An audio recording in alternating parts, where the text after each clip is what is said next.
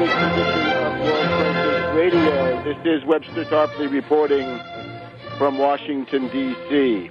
As the world is aware, here in the capital of the United States, chaos and anarchy loom on the part of an unpopular and doomed minority made up of marginal forces in the society, far away from the main lines of national development, rural backwaters, and forces whose program comes down to living in the past, have shut down the federal government and are now threatening to bankrupt the United States of America, to drive the United States into default and bankruptcy.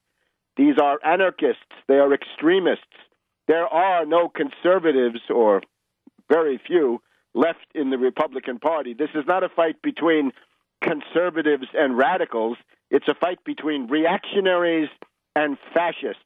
The reactionaries, of course, people like Mitch McConnell, like McCain, like Corker, like Lindsey Graham. Those are reactionaries. They're bad enough, God knows. But then we have the fascists, the House Tea Party caucus, Ted Cruz and his ilk. And, of course, little Rand Paul is shuttling back and forth between them like the squirrel on the world tree in the Nordic myth. He's going back and forth, telling each one what the other one is doing. It is a threat to democracy, and the theme of our broadcast today is this threat to constitutional democratic government must be responded to by powerful and timely executive action.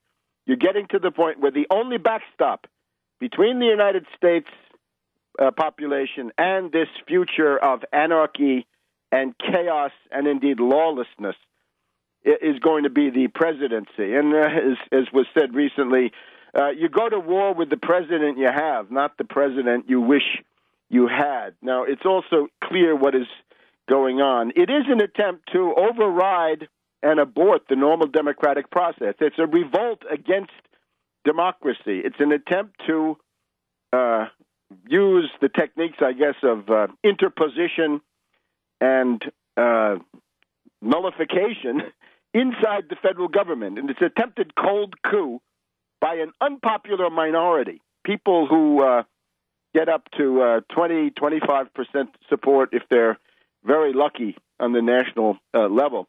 They're seeking to wipe out laws that God knows have been hashed for 5 or 6 years, passed by the House, passed by the Senate, approved by the Supreme Court, another presidential election, on and on and on. And, of course, in the process, these rebellious forces, these anarchs, are attempting to cancel out more laws that are in force. It's ironically this group that always makes such a pompous parade of their love for the Constitution. Those same characters are now showing that what they use the Constitution as a kind of a cloak for their intentions of anarchy. Now, in terms of the details, 3 names: Koch, Cruz, and DeMint, this clique. It was all clear, and listeners have heard it in the past, that Senator DeMint of South Carolina, cradle of secessionism, don't ever forget it, and the most foreign of all states, the state that is most dominated by foreign economic interests, if you've ever been there, not very American down there, mostly owned by foreigners. So Senator DeMint of South Carolina had become recognized as the paymaster for the Koch brothers on Capitol Hill, these predatory, reactionary, and worse, billionaires seeking to abort the democratic process, seeking to buy pieces of the government. DeMint was their paymaster, and he was already into this racket of financing primary challenges against existing, more traditional Republican reactionaries. But now DeMint, apparently, in order to better direct the subversive efforts, has retired from the Capitol Hill field. He's just gone down the hill to the Heritage Foundation over by Union Station.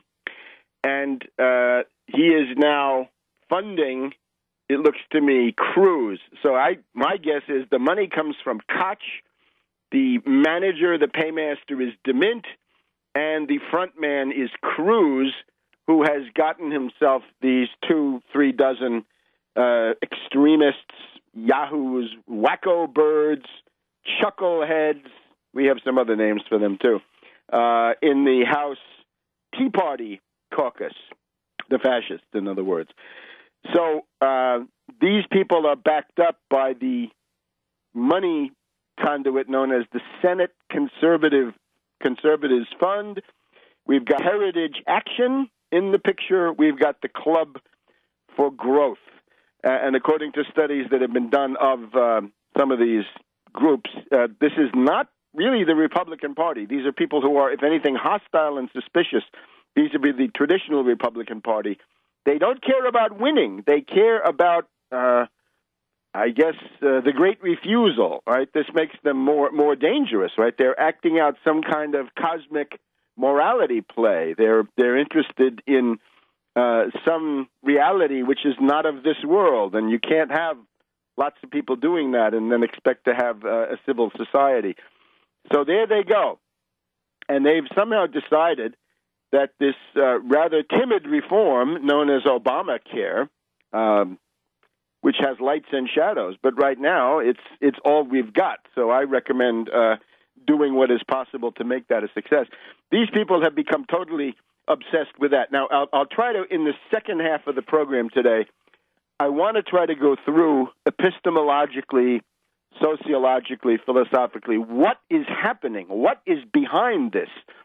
And I would sum it up using, I think, the best summary, which I would I would thank the Republican Michael Lofgren, who worked for several decades as an aide on Capitol Hill, in the office of Republican Congressman Kasich of Ohio, now the governor of Ohio.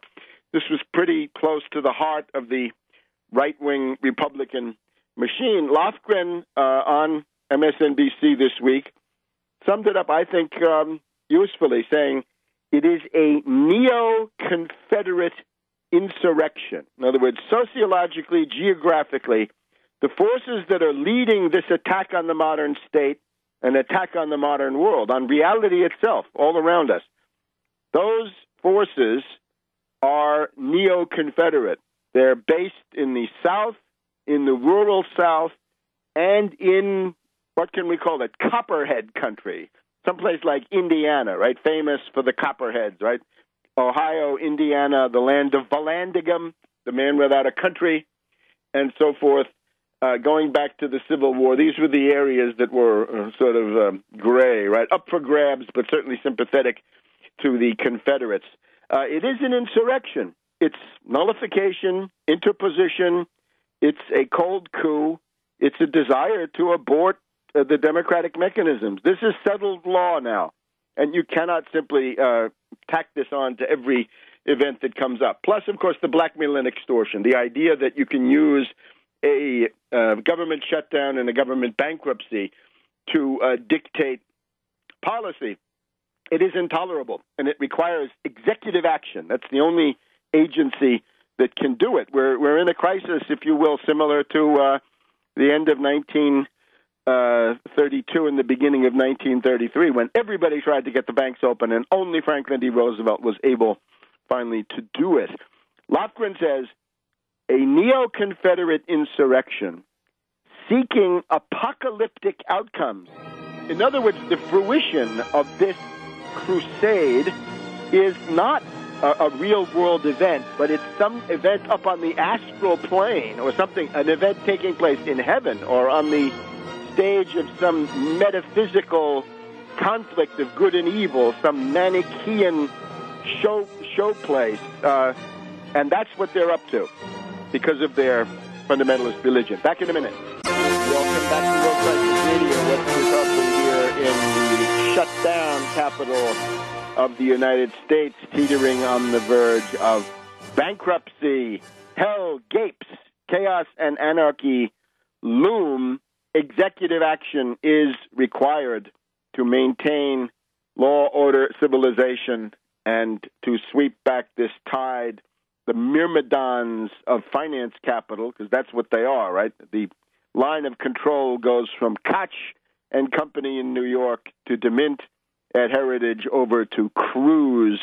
That seems to be the alternative government of the United States. And then, of course, he's got his cannon fodder, right? His several dozen myrmidons in the narrow sense in the House of Representatives. And those guys plan 2 days ahead, huh? This is an absolutely cynical, opportunistic, short-term, demagogic operation. They are the fire eaters, right? And back in the Confederacy or the Proto-Confederacy of 1860, the fire eaters, right, backed up by the Southern jurisdiction, Scottish Rite Freemasonry, who are prominent in this operation that we're seeing today. They were getting input from New York and from London. Not that much changes. Notice also that the fact that South Carolina went first was that this is the one-party state. In other words, South Carolina had only the Democratic Party. That's all they'd had. That's all they'd had going back quite a ways. So that when the Whig Party crumbled in the 1850s, it became a one-party area. Many parts, well, certainly South Carolina, other parts of the South also. So that when the other parties, right, the Free Soil and then Republicans came along, they did not get traction in the South. And what you're dealing with now with these several dozen extremists in the House is that they come from one-party districts. So they have the one-party frame of mind, which inclines them to look outside of the Constitution. In other words, they look for solutions to conflict outside of the normal political process. Anyway, I would quote and thank Michael Lofgren. He's written some books. It's a Neoconfederate insurrection seeking apocalyptic outcomes. In other words, anxious to bring on the end of the world in some sense, some catharsis, right, a moment of purification. They are, of course, Protestant fundamentalists. They have no perspective. There's no institutional reform that would satisfy them. They are dysfunctional. They are a mass of nay. That's all they are, right? They're the revolt against modernity, the revolt against reality, I guess we could say. Anarchists, right? And the tradition is obviously the Confederates. The problem for Obama is that his devotion to the weak executive, the weak, passive executive that always seeks for rotten, bipartisan so-called sellouts and pseudo-compromises, that has to change. Otherwise, he becomes the new James Buchanan. Yes, James Buchanan in our time, allowing everything to fall apart and refusing to use the tools of the Constitution to redress the situation. And that would be, in particular, my strongest recommendations. Declare the entire federal government essential. Declare it essential. Don't look now. But the District of Columbia, in spite of everything, in spite of shootings and God knows what, the District of Columbia remains open for business. The District of Columbia has defied the fascisto-Republicans. It's open. It didn't shut down.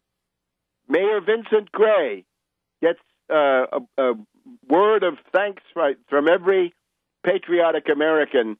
He did the right thing. He said, until they come for me with handcuffs, I'm not shutting anything down. So if Vincent Gray can do it, how come Obama can't do it? How come you don't know about this, by the way? The media so eager to protect Obama, so eager, and what unfortunately it means is ultimately they won't be able to protect him. He'll be the new Buchanan. But in the short term, they're trying to save his appearances. Any comparison between the courageous Mayor Vincent Gray of the District of Columbia, who has kept things open and functioning, and Obama, who has meekly shut down the government, turning the government over to this gang of thugs, letting them seize power in the United States, refusing to do the obvious two things. And what are they? Declare the entire government essential, as Vincent Gray did in the district, right? Vincent Gray sent a letter to the Office of Management and Budget saying, I hereby declare the entire District of Columbia government essential. We can't get along without it. So I'm staying open. What are you going to do about it? Well, as far as I know, they've done nothing, and no jury will convict him. Believe me, no jury will convict him anywhere near here. They'd have to go to Alaska or Montana or Idaho to find a jury willing to convict him, and I don't think they can do that. So that's the first is essential. The second is that the specious basis of shutting down the government is not the Constitution. It's not even a statute.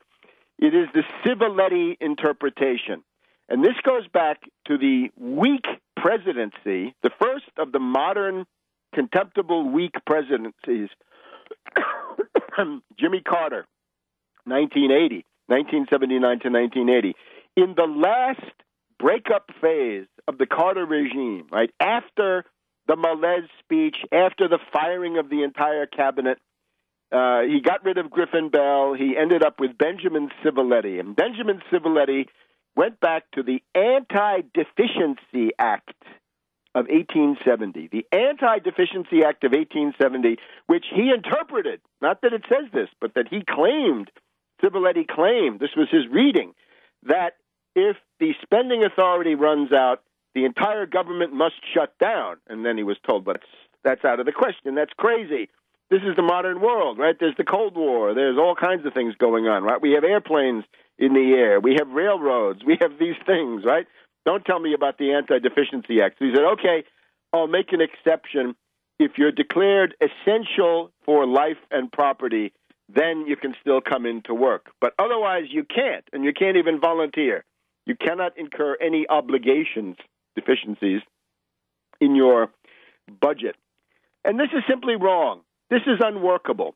This is a feature of the theory of the weak executive as it emerged under Carter. Remember, it's in that terrible time of the 1970s, Vietnam, Watergate, and Carter, three disasters of the first magnitude. And even going back to somebody like Eugene McCarthy, Eugene McCarthy clearly had a theory of the weak presidency compared to LBJ. And even at that time, people like Arthur Schlesinger and others said, look, you're so interested in a weak executive, your executive is going to be so weak that you won't be able to protect defenseless groups in the society from powerful oligarchical interests. Let's say the mothers, the 9 million mothers and children who need to get their WIC, women, infants, children, high-protein meals, right now, today, to avoid cognitive impairment due to lack of protein. You got to protect them from the Koch brothers and Cruz and DeMint who want to deprive them of those meals. Weak executive won't cut it. That's the road to the new Buchanan. We need a New Deal executive. Back in a minute. Welcome back to Webster Tarpley and the World Crisis Radio. Notice Tarpley.net. You can now follow the Twitter feed, Webster G. Tarpley, at Tarpley.net, and keep up with the breaking news minute to minute, hour to hour. Very important in these times of crisis, which we've been in now for a couple of months, right? From Syria now to the budget and the government shutdown and the threatened bankruptcy of the United States. You do not want to cross that line into national bankruptcy. As we saw in a negative way, perhaps, after 2008, the U.S. Federal Reserve System is the central axis of the financial life of this planet.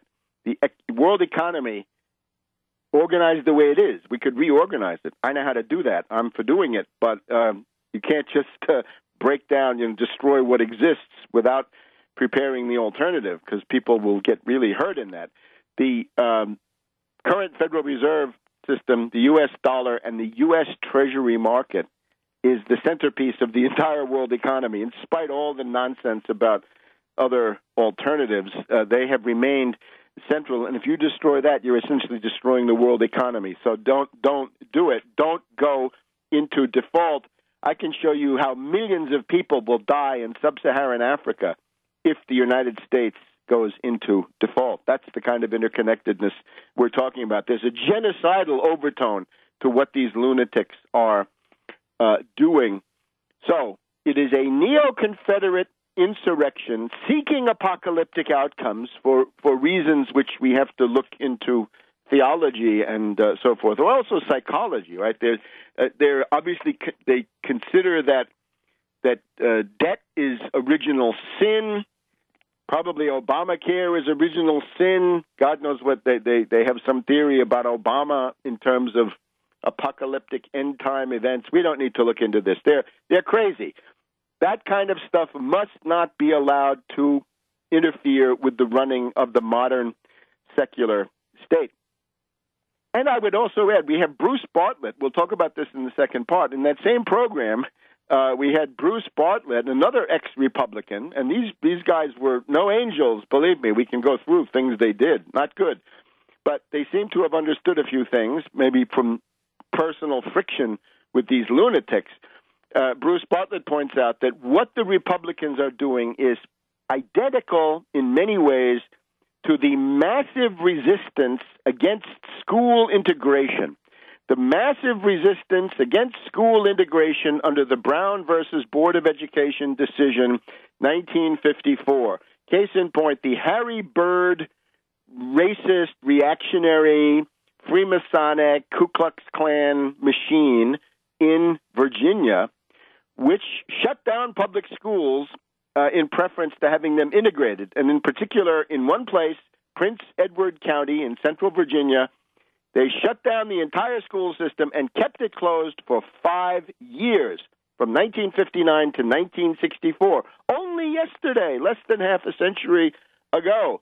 And there are still kids who lived through the lost generation of Prince Edward County. And, of course, the idea was that the white kids could go to white segregated academies. And this race obsession is very close to the heart of the matter. Back in the 1970s, we had somebody, Hubert Humphrey. You can find the quote in Obama, the Postmodern Coup, The Making of a Manchurian Candidate.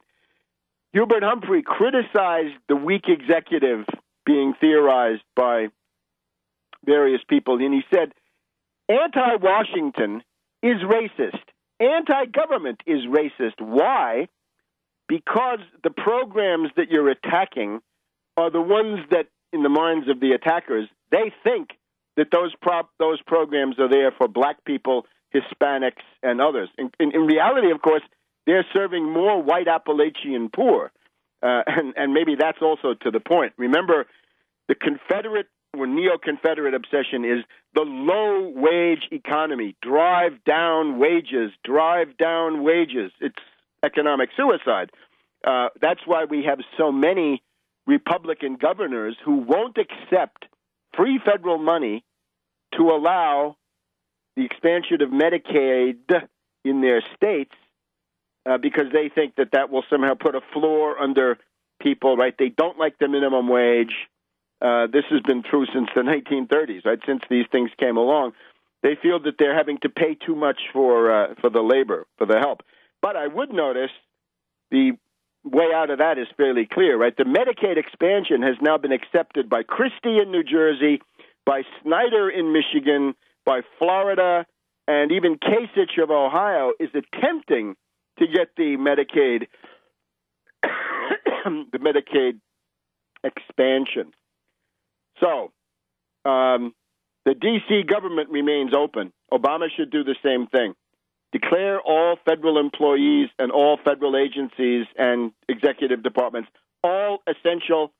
Overturn the Benjamin Civiletti erroneous crackpot opinions, which were they're a figment of the breakup of the Carter regime. They're the lasting aroma of the Carter malaise from 79, 80 into 81.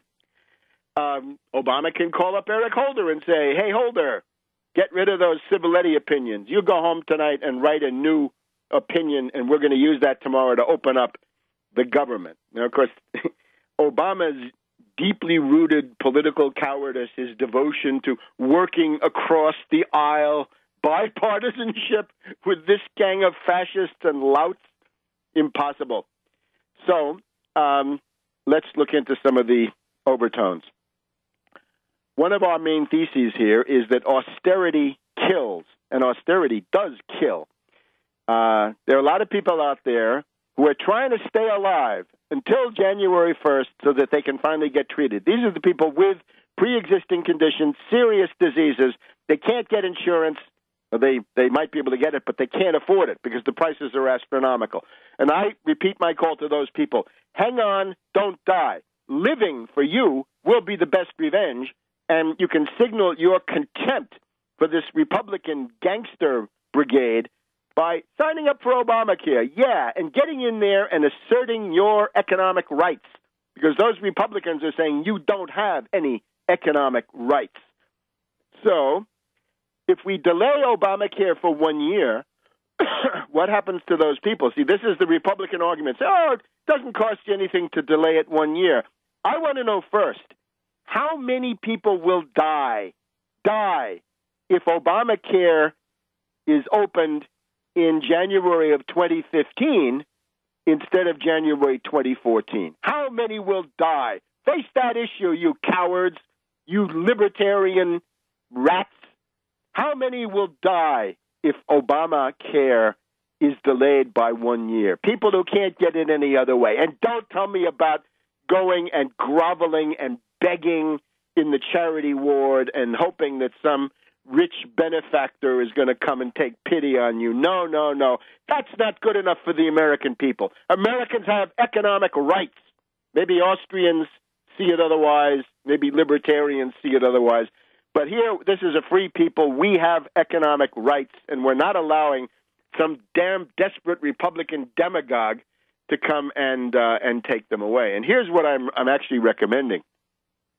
You've heard a lot about the debt clock.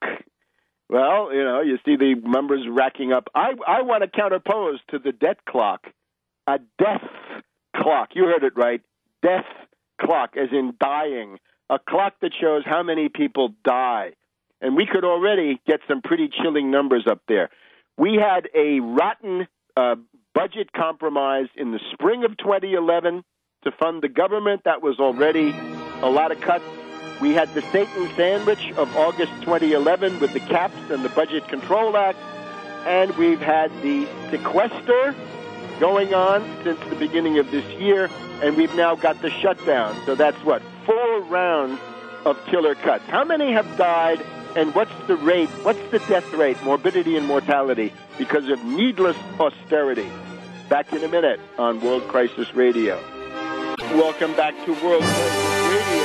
Now let's take a time out from the dismal panorama of the government shutdown and the looming bankruptcy and the gang of thugs on the Hill and the new Buchanan in the White House. Let's take a look in, as usual now, into the New York City campaign. We're now about 1 month from the New York City elections. The Tax Wall Street Party is on the ballot with Randy Credico running hard.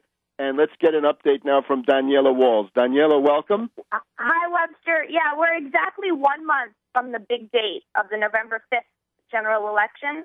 So I think I need to talk about what the campaign needs most now and how people can help us have the biggest showing on November 5th. Please do. Take it away. Okay.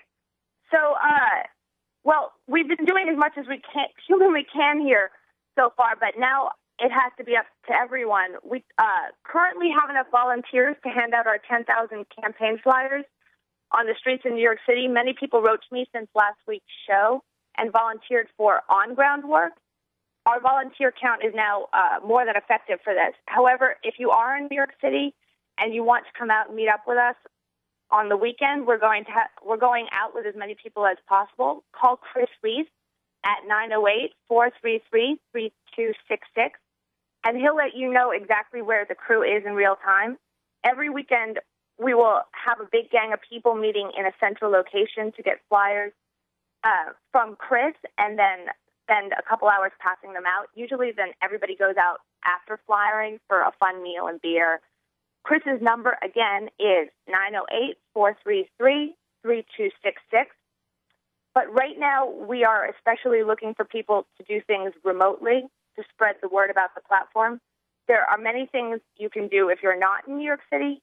People can contact everyone they might know who does live in New York and aggressively urge them to get out on November 5th and inform them about Randy running in the general election and his platform. Encourage people you know in New York City to visit his website at credico2013.org or the Tax Wall Street Party's website at taxwallstreetparty.org. I'm just going to spell those again, credico2013.org, or the Tax Wall Street Party website is taxwallstreetparty.org. People can try to contact organizations in New York City that they think might, be sympathetic to the issues in our platform. Go down and read both platforms on Randy's website and on the Tax Wall Street Party website, and then see if there's any specific issues that you could Google organizations and let them know that Randy is a candidate for mayor and they have sympathetic issues. We have images or memes or flyers or whatever you want to call them that you can share on Facebook and Twitter or send to your own email list. The memes will be up on Randy's website, credico2013.org again, or his Facebook page, Randy Credico for Mayor 2013. Donations are extremely important so we can pay for advertisements that we're doing on local radio. Cheap advertisements, but nonetheless, we're trying to get as many as we can. You can donate at credico2013.org. There's a donate button on the homepage. But, Webster, what Randy really needs most is a profile written about him and his candidacy and his platform in one of the major dailies. We want the article to stress that he favors taxing Wall Street. So if there are any journalists listening or bloggers who can write about his candidacy, that would be helpful. But the key is that we need to get him into the New York Times, the Post, the Daily News, Newsday, the New York Observer, and even the Village Voice. We need to get Randy in a widely circulated daily, even just once. His candidacy has never been mentioned in any of these. They've all blacked him out. Let's add the New Yorker magazine and New York magazine. Oh, I'm sorry. I should have mentioned those two as well. I think there are two approaches, Webster. First, one is a soft approach. If somebody feels that they have the ability or time to ingratiate themselves with some of the reporters of these papers through emails or phone calls, especially if you already have an in or a contact. The New York Daily News, I'm finding, is one of the papers that might be the most sympathetic to Randy's cause because they're the only paper that hasn't wholly jumped on the de Blasio bandwagon. The New York Daily News has been doing some digging into his record throughout the campaign, unlike the other dailies. So that would be a soft approach where you would have to gently approach the reporters and begin a dialogue with them, try to win over their friendship quickly. Hopefully they'll write back to you, and then you would have to do a follow-up. A great way to start out with these reporters is to find any who are covering the election. This is all going to take some research on everyone's part themselves as well. I can't provide all the information for everybody. I can speak to if you want some guidance, but I'll just try to get it out now. So find reporters that are covering the election and who have covered anything that includes issues related to Randy's platform and say to them or write to them in an email that says, that was this is what I do. I write, that was a great article that you wrote on, mention whatever they had written about and say, did you also know Randy Credico is running and you can do a story on Randy's candidacy. I'm contacting these reporters too, but the more people I think that contact them, the more effective it's going to be. This race is a blowout now at 71% for de Blasio to 20% for Lota. So reporters in these final 4 weeks might say, there's nothing really to write about here anymore. It's getting pretty boring between the Democrat and the Republican. This isn't even a horse race, and think, I have some time. I might write about this Credico guy. So the soft approach is one approach, and they might totally ignore us, which won't be the first time, but I think it's also really worth trying. The other approach would be to bombard them via Twitter and Facebook and email, demanding coverage for Randy's campaign, to tweet at these news sources and these individual reporters, again, the list is, if anybody wants to write this down, the New York Times, the New York Post, the New York Daily News, Newsday, the New York Observer, and the Village Voice. I might even I should probably add a list of all the reporters just right on Randy's website at this point. Don't you think, Webster? So what I'm thinking is, looking back at that famous King Kong brochure that you helped to design, there's a bunch of endorsements there, and those are people that would carry weight with journalists, I would think. So maybe there's also the indirect method, which is, get, the one that occurs to me, I've seen him here a couple of weeks ago, Cornel West, right? Maybe Cornel West would like to follow up and at least guarantee that this program, you don't have to endorse Credico, you just have to say, this is a program that deserves to be heard, which is more or less what that Politicus had said, right? That this program compels attention, beyond any other thing. That King Kong ad that you're talking about is a great thing to send to the reporters, whether you just repost it or tweet that ad to them. And I'll try to get some of the celebrities who are friends with Randy and support him, like Cornel West, to make direct connections. But it's up to people, I think, en masse. I mean, one of all people, one of the campaigns that is famous for this, Ron Paul's people are famous for doing this. If he's excluded from a debate or his people aren't happy with the amount of coverage that he's getting, his people swamp those media sites. So if we could get Randy's platform in just one of these New York daily newspapers, they are read, Webster, by 500,000 people a day or more. The problem is that most people in New York City have no idea that Randy is even running in this race. When the people handing out flyers meet people on the street, they don't really know he's even running. And then they get excited as soon as they see the platform. But we need to get this platform into people's hands.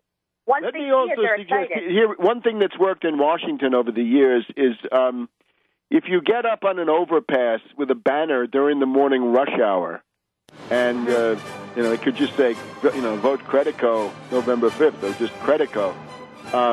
All of those tens of thousands of cars that go underneath see it. Right? So there are ways to compel attention. Anyway, we're out of time, Danielle. I'm going to send some guys up there to the overpass. But that's what I've got for now. So I'll talk to you next week, Webster. Great. Keep on keeping on. We'll see you soon. And we'll be back in a minute on World Crisis Radio. So welcome back to World Crisis Radio. Webster Tarpley here in Washington, D.C. So that's going to be very interesting. We're going to increase our engagement here on the New York City front in the critical last month of the campaign. This is now the time when the tax Wall Street Party is going to make the big breakthrough. We're going to contribute everything we can to that. Now, just as an aside, right? What is being neglected here while we talk about whether to shut down the government or not, whether to go bankrupt or not, whether to let an unpopular and marginal minority control the entire United States government through kamikaze tactics of blackmail and extortion. What are the real issues here? The United States needs 30 million new productive jobs. What will they be doing, I'm asked? Yeah, they'll be building infrastructure. That is to say, a new national superhighway system, a new national rail system, commuter, freight, and passenger, the entire system of water projects, the ports, sewage plants, canals, inland waterways, all of that is at the point of collapse. That's got to be rebuilt. One example, since we're talking healthcare these days, this country needs about 250,000 new doctors trained state-of-the-art in the next 5 or 10 years. We would need 1,000 new state-of-the-art hospitals. That's the kind of infrastructure we have to get to. If you want to put content into any kind of program for healthcare, Obamacare, Affordable Care Act, Medicare for All, my personal favorite, you're going to need 1,000 new hospitals to provide the facilities to make that right a reality. We would need to go for a crash program in fusion power, since that is now on the agenda internationally. But you see, we're prevented by this group of people As Rhett Butler says in the movie version, at least of Gone with the Wind, the Confederate program is the demand to live in the past.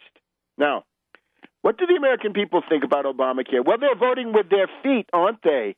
If 7 to 8 million people go to the Obamacare portals, to the various exchanges, the websites, right? It's like Kayak. It brings together many things, but it does take a while. And 7 to 8 million, right, about half of that on the central federal one, and then the rest of it distributed through the states.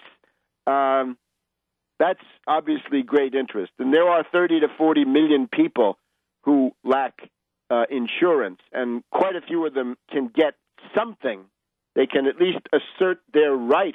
They can get a toehold, a foothold. They can get their foot in the door for health care and avoid the pre-existing condition trap by going through this. So at the point we're at now, obviously, don't destroy it. Don't end it. Mend it. Make it more into Medicare for All. Get rid of IMAC, the Independent Medical Advisory Committee, IMAC, and MedPAC, the Medical Permanent Advisory Council, whatever it's called. Those are your two rationing organisms. And Republicans and Libertarians, don't tell me you don't like rationing. Sure you do. You want rationing by the so-called market, right, meaning by monopolists and speculators who control the market, right, an oligopoly. That's what you want. So don't tell me you don't like rationing when it's done by a government committee. Government committee might even be better than the wild free market stuff that you want when you're sitting there with nothing but your eyes to cry with.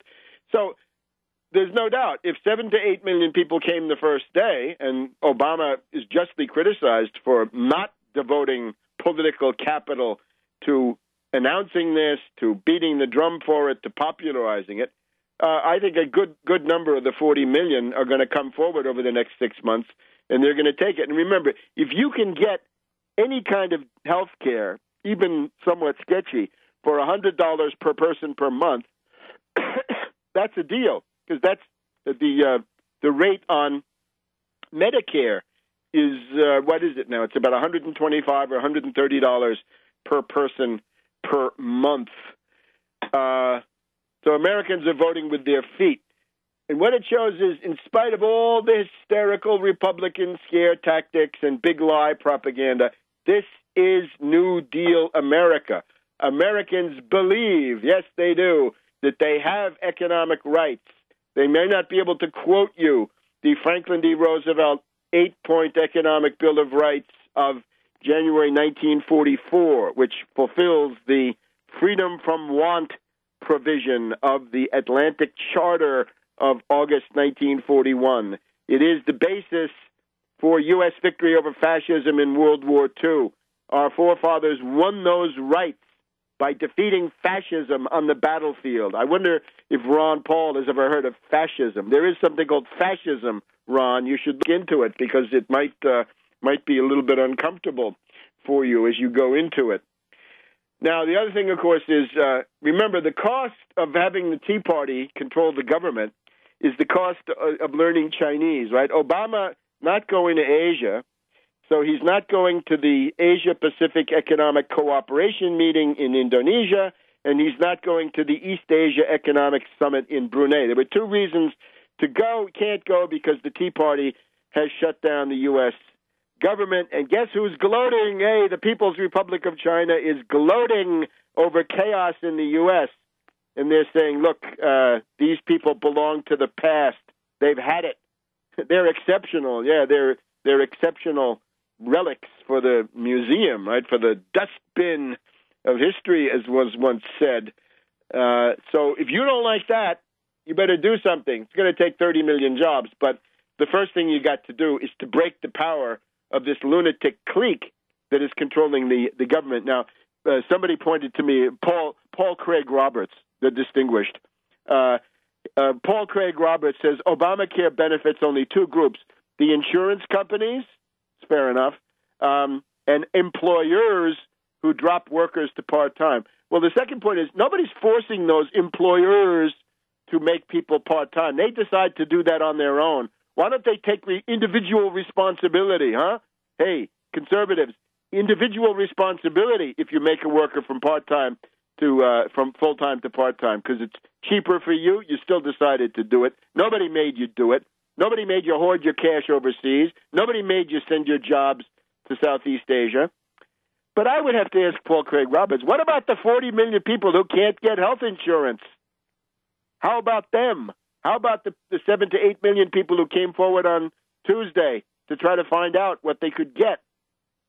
And they've been suffering under pre-existing conditions in the free market world. Of course, Paul Craig Roberts, an exponent of Reaganomics. He helped to transform the U.S. economy into a low-wage economy under the union-busting Reagan administration. And it's nice that he's been against some wars in the past, but unfortunately, that does not change the fact that the Reagan administration, of which he was a part, is the one of the fountainheads, Carter and Reagan. It's bipartisan, and the common denominator is, of course, Volcker. But now let's look at this question: what is happening here? What is the sociological reality? Right in terms of the machine that's doing it, I mentioned it's the Koch brothers, it's DeMint, it's this Senate Conservatives Fund, it's the Heritage Action, it's the Club for Growth, it's a number of the Tea Party groups are piggybacking on. They have decided to exert this power that they think they have, and they only have it because Obama is willing to let them run wild, right? So Obama needs to declare the entire federal government essential, override the erroneous and obsolete and absurd Civiletti opinions, and assert the 14th Amendment to pay the debt and guarantee the solvency of the U.S. public debt. So we'll look at this now in terms of the breakup of the Southern strategy, the breakup of that 40-year power system, 1968 to 2008, which we're still living through. Back in a minute on World Crisis Radio. Welcome back to World Crisis Radio. Just one note, the so-called moderate Republicans who could be peeled off, it's now commonly assumed that if the clean bill, the simple continuing resolution, restart the government, pay for everything, don't single out anything, not Obamacare, not anything else, that there would be maybe 20 moderate Republicans, suburban, vulnerable Republicans, who would vote for it. Now, I'm going to read you the names. The idea is these are the people who could be picked off. In other words, these are the people who are scared enough of a challenge from the other side, not a primary challenge from the Looney Bird Brigade, from the Weird Caucus, that's another one.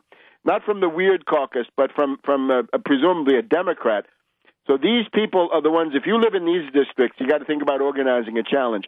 Pat Meehan of Pennsylvania, Scott Rigel of Virginia, John Runyon of New Jersey, Mike Fitzpatrick of Pennsylvania, Lou Barletta of Pennsylvania, Peter King, New York, Devin Nunes, California, Charlie Dent, Pennsylvania, Frank Wolf here in the Virginia suburbs, Michael Grimm, New York, Eric Paulson, Minnesota, Rob Whitman, Virginia, Frank Lobiondo, New Jersey, Randy Forbes, Virginia, Jim Gerlach, Pennsylvania, Leonard Lance, New Jersey, Mike Simpson, Idaho, Bill Young, Florida, Mario Diaz-Balart, Florida, Richard Hanna, New York, Rodney Davis, Illinois, Tim Griffin, Arkansas. All those people are scared enough, so they're saying, if the clean bill comes, I'll vote for it. What obviously should happen is a discharge petition. Force these people to sign a discharge petition, and then let that go through, and then you could overturn Boehner, and who is the slave, of course, of Cruz.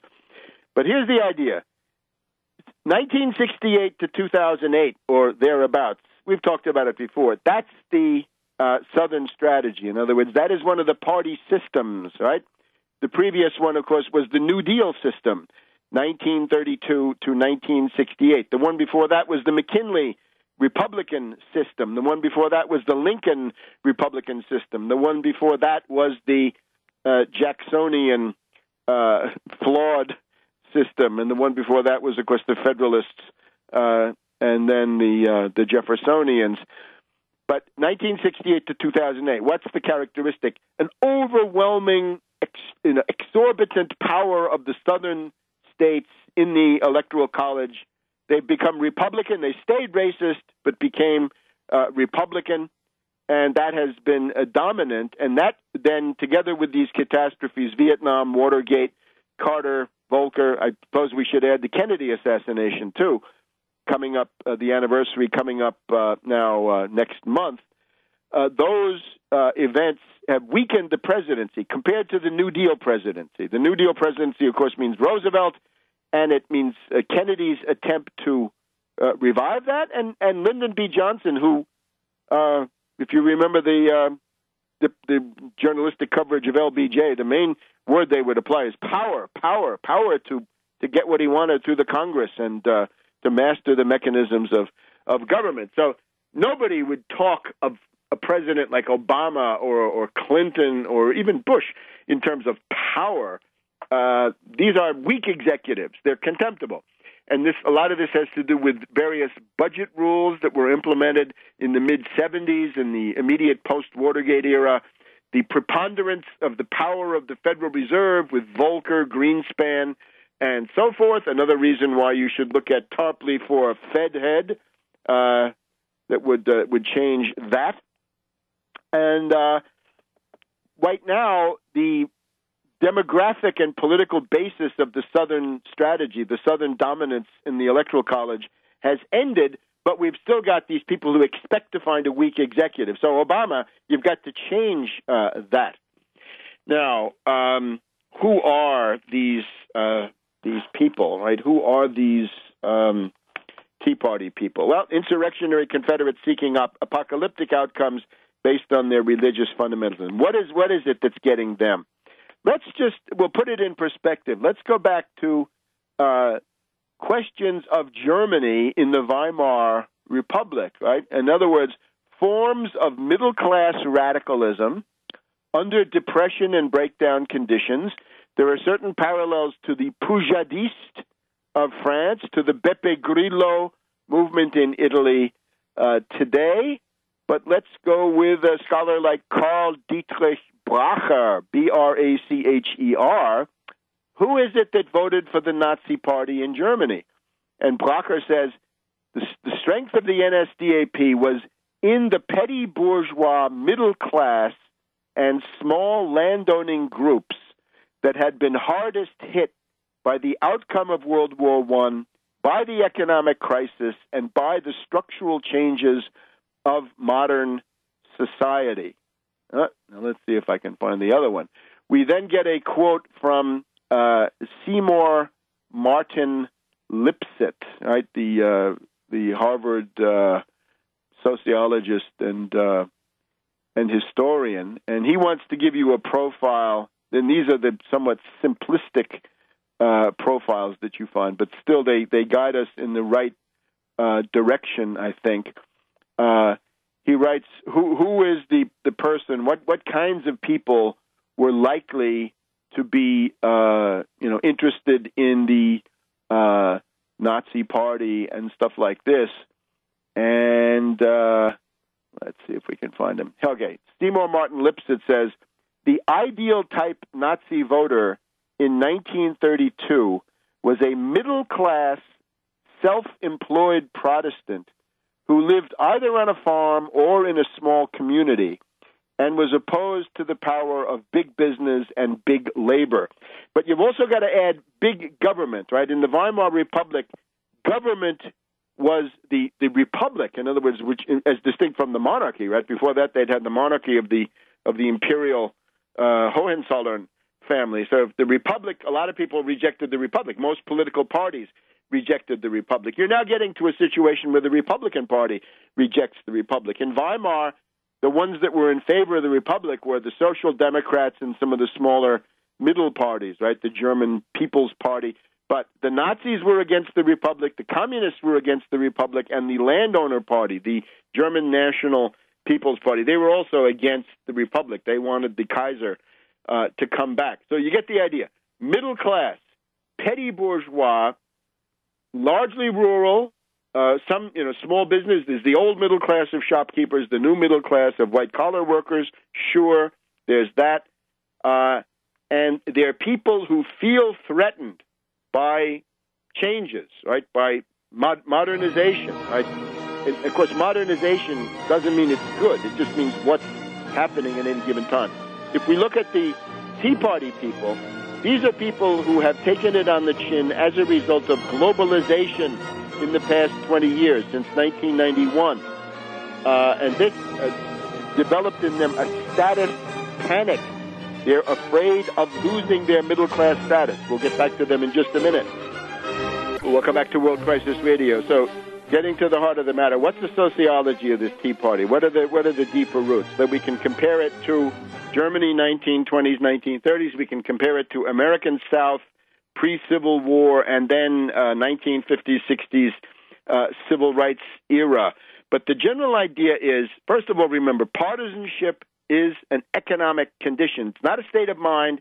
It's an economic condition. It means that the pie is shrinking. Not everybody is going to survive. Some people are going to get triaged, and therefore the struggle is more bitter, because it's not just who's going to get the concessions, who's going to get a bigger or smaller piece, but who's going to get cut out completely when the music stops.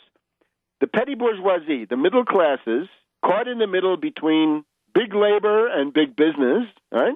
If you will, in some places anyway, not here lately, because we don't have big labor anymore, but there's a fear of socioeconomic displacement, right? The status panic, to fear to be precipitated into the working class or even the lumpen proletariat.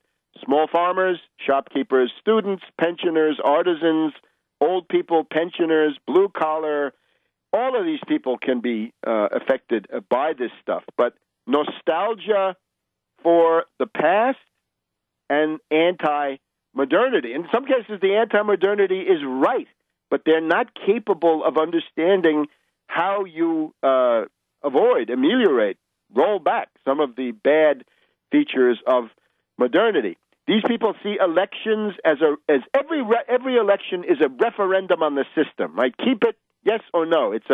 Everything is always at stake. Rejection of modern society looms large, desire to protect your own socioeconomic position, and it's especially acute in the petty bourgeoisie that feels that they are downwardly mobile, and they go into that status panic. They have a fear of proletarianization. Now, some of these ideas come from Thomas Childers' book, The Nazi Voter, The Social Foundations of Fascism in Germany in the 1920s and 1930s. Now, let's look at it here. The Tea Party has been hit by what? Remember, a lot of veterans and a lot of small-town people. But you look at where they come from, it's the South, it's the rural South, it's other rural areas with a special preference for copperhead country in places like Ohio or Indiana or so forth, right? The places that were somewhat dubious, right? The Vallandigham Belt, we might call it. After 1991, globalization, the destruction of the economic certainties, then Newt Gingrich comes along. Even before Newt, right? You've got the Republicans are the anti-government parties, because the Democrats are the ones who say, we can make the government work, elect us and we'll make it work. The Republicans say, government doesn't work, elect us and we'll prove it. In the 1980s already, it was considered that the three pockets of reactionary thinking in the world were the House Republicans, the British backbench Tories, conservatives, and the Supreme Soviet. Then along comes Newt Gingrich with the Contract on America, and then we get the various shocks. 9/11, understood as trauma and also as suspicion, because you know what I think about it. I've written a book about it. So I'm second to none in denouncing this thing as a fraud. But then the question is, what do you do about it? If 9/11 is a fraud, does that mean you should vote for Ron Paul? It doesn't follow. The wars in Afghanistan, Iraq, they object very much to Bush for wars and spending. Then we get the tremendous shock of September 2008, the breakdown crisis, the bankruptcy of the entire Anglo-American banking system, and the TARP, the bailout. And the petty bourgeoisie feels that they were not consulted really, and that they were not given any benefits. And that part is true. But again, what do you do then? Do you become do you blame it on Mexican immigrants, or do you have a rational response?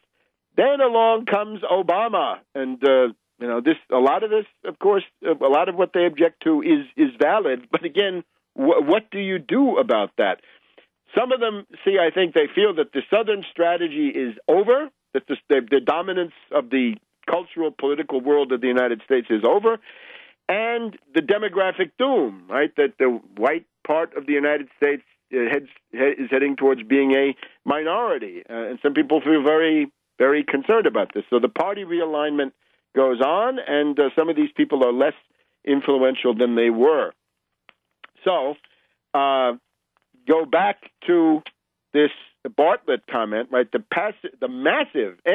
massive resistance to the Brown decision in 1954, and indeed the Harry Byrd organization, the Democratic Party of the state of Virginia. These are all Republicans now, needless to say. They shut down the educational system of Prince Edward County. Now, I would say, you look at this, it can be fought ideologically. I would go back to the famous Anton Erkelenz in the Weimar Republic. You can wage an ideological struggle against this, and you can point out to these people that they're wrong, right? They're misguided. They're not going to get what they want. I think some of them have passed that, right? They've gone into this idea that the material world is radically flawed and that human affairs are essentially impossible to improve. They're way pre-Dante, right, or what have you, right? They think that somehow this is going to be worked out, in some apocalyptic series of end time events. But the only thing you can do to calm this stuff down is to provide an economic recovery. In other words, you better provide 30 million new productive jobs and make that the centerpiece of popular attention. As Erkelenz said, you can't just polemicize against Hitler. You've got to stop the deflation. You've got to stop mass firings. You've got to stop the destruction of capital, wealth, jobs, and economic value. So ideology alone won't do it, right? It's going to take the 30 million jobs. Now, in terms of the roots of this, just to show you some of the more domestic ones, right, as distinct from the Weimar Republic ones. Always interested here, Fletcher Pratt, the short history of the Civil War, ordeal by fire. Right? If you look at what they're trying to do, it is the interposition and nullification of a law, right? But now they want to do it from inside Washington, not from some state capital. The problem that is posed in this is a very strange form of political behavior. You go back to secessionism itself, 1860 to 1861, these various southern states that leave the Union, essentially in two waves. It was not a majority. It was very hard to get a majority to vote for secession, and under any real election, they would not have been able to do this. But the question is, why did they do it? As Fletcher Pratt asks, why did the Confederate leaders deliberately submit their states, their homes, and everything they held dear to the hazard of a civil war that was bound to be long and desperate and might very easily be ruinous? And he points out, the slaveholding states had always been tenderly handled within the Union. They had received more than justice. The successive compromises on the slave question, and by this he means the 3/5 compromise in the Constitution, the Missouri Compromise, the Compromise of 1850, the Kansas-Nebraska Bill, the Dred Scott decision, the Fugitive Slave Law, all of these were surrenders by the North. They were accompanied by Southern promises that no more would be asked. The slaveholders and their Northern allies had a clean majority in the Congress elected with Lincoln. The only way Lincoln could govern was when they left, and they did leave. The prevailing opinion was that the abolitionist president was headed to be a weak executive. The North had sold out everything, and nevertheless, they say, that's the last straw. Lincoln is elected, we're leaving. little bit like what we see in Washington today. Back in a minute. Welcome back to World Crisis Radio. Got to rush through some of this stuff, but let's try to discuss as much as we can. Why did the South secede? What a miscalculation. Many thought that there would be no civil war, that, let the erring sisters go. That was going to be the line, and it was not the line. Even after Fort Sumter, many in the South thought there would be no civil war. The fire eaters carried the day, right? Today we've got the Tea Party Fire Eater Caucus. What was secession? Fletcher Pratt once again. Secession was a typically Southern and romantic gesture of resentment over the election of Lincoln, intended to accomplish something vaguely satisfying, if not the resignation of the new executive, at least the assurance that no more abolitionists would be elected. The South was threatening to pick up its dollies and go home if the North did not alter the rules of the game. Sounds like that guy who says, we got to get something out of this. I don't know what it is, but we got to get something. Now, remember, the South had controlled the presidency with the dough faces, right? The people like Polk, but especially then Pierce and Buchanan, Caleb Cushing type dough faces, right? They were people maybe born in the North, but they were the allies of the slave power conspiracy. So what's it based on? The Confederate view. The individual can do what he wants. It's the Jeffersonian theory that man is ultimately a self-sustaining tiller of the soil with no obligations but those he assumes voluntarily, capable at all times of withdrawing into his own little cosmos and pulling the ladder in after him. Sounds like a lot of people, a lot of personal sovereignty freaks that we run into. The Confederate effort is outwardly an attempt to safeguard the right of the individual, but inwardly denies the individual everything but the right to be a hermit. And, of course, they had controlled the presidency, and now they can't control the presidency. They had other systems to protect slavery. So this essentially was done in a fit of pique for many of them, of course, thoroughly manipulated by Freemasonic, British, and other New York financial operatives. But you get the idea. All right. So now, this, I think, you can see the atavistic cultural elements that come to the fore. So what we require now is executive action. Let's look in the Atlantic, right? We got to look at this 14th Amendment question because this is going to be it. Garrett Epps, EPPS, in the Atlantic, October 2nd. If Congress won't raise the debt ceiling, Obama will be forced to break the law. And the idea of this is that if the Congress refuses to permit more borrowing, make the debt limit flexible, abolish the debt limit, and so forth, what is going to happen? So you have three choices. You've got the possibility of continuing to borrow money. You've got the possibility of unilaterally raising taxes to get more money that way, which would not be debt, or of not carrying out expenditures which the Congress has mandated. So either any of those three is going to be violating some statute. So the question then is, what do you do? And the least unconstitutional outcome, according to these people, is that you can continue to borrow money, and that this is the least, the least offensive of these alternatives. Now, I want to point out, none of these articles have the sense to talk about the General Welfare Clause and indeed the Common Defense Clause, because there is a war going on in Afghanistan, like it or not.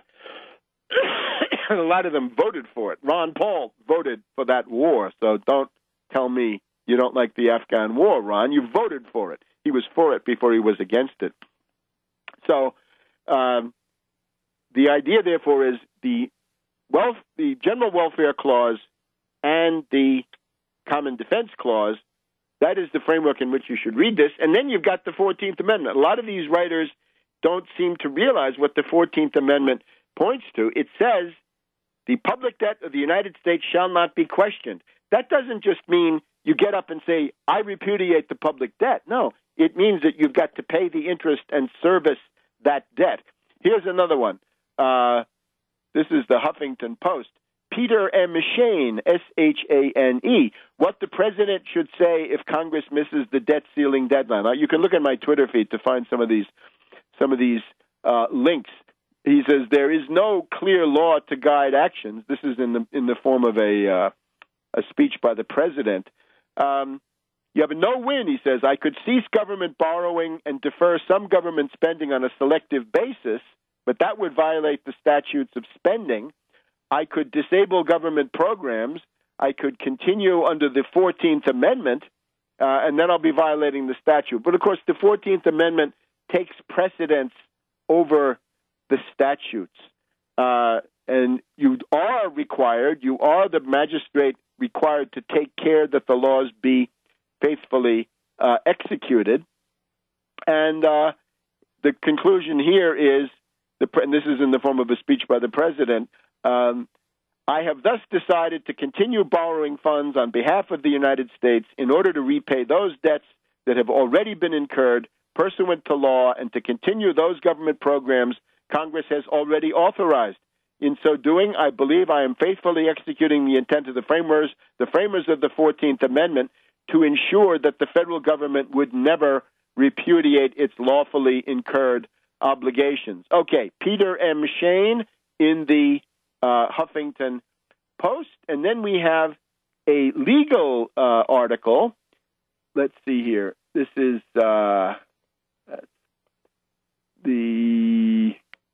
where is it? We got one more. We got an article from a couple of people at the Columbia Law Review. Let's get to them. Neil Buchanan and Michael C. Dorff. This is October 2012. How to choose the least unconstitutional option. Lessons for the president and others from the debt ceiling standoff. The federal statute known as the debt ceiling limits borrowing. It has been raised, but now it might not be raised. The article analyzes the choice for the president, which he nearly faced in the summer of 2011, which still could occur. A trilemma. The trilemma offers three unconstitutional options. I don't agree, but ignore the debt ceiling and unilaterally issue new bonds. This overrides the statute of the debt ceiling. Unilaterally raise taxes, thus usurping Congress's taxing power, or unilaterally cut spending, thus usurping Congress's spending power. We argue that the president should choose the least unconstitutional course, which in this case is to ignore the debt ceiling. And again, I think that's what the Constitution mandates. That's the 14th Amendment, Part 4. However, back to these guys. We argue further, though more tentatively, that if the bond market would render such debt inadequate to close the gap, if you couldn't sell the bonds, the president should unilaterally increase taxes rather than cut spending. I would say if the market, so-called, refuses to buy the bonds, seize the Federal Reserve with a telephone call and say, thank you, whoever's there, right? I hesitate to say who it might be, but suppose it's still Bernanke. Hey, Bernanke, it will be until January. Bernanke, we're going to have a debt auction. We're going to sell some Treasury bonds today, and you're going to buy them, and here's the interest rate that we want. Now, the answer to this is quite weak. It's practically non-existent. Here we are at the Heritage Foundation, right, the heart of the conspiracy. Andrew M. Grossman, the 14th Amendment is no blank check for debt increases. So a clause of the 14th Amendment to the United States Constitution provides that the validity of the public debt of the United States shall not be questioned. Now, he says, whether a default would amount to repudiation is an open question. And, of course, it would. And he says, well, what you could always do is use all the revenue to pay the debt and cut Social Security, Medicare, and Medicaid. Well, good luck with that. Any government that did that would be courting an insurrection. That may be what these people want. So here it is again. declare everybody essential, overturn civil levy, reopen the government, obey the 14th Amendment, and pay the debt.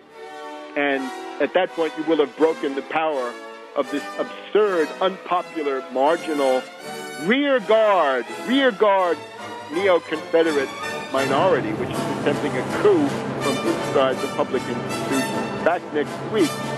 See you then.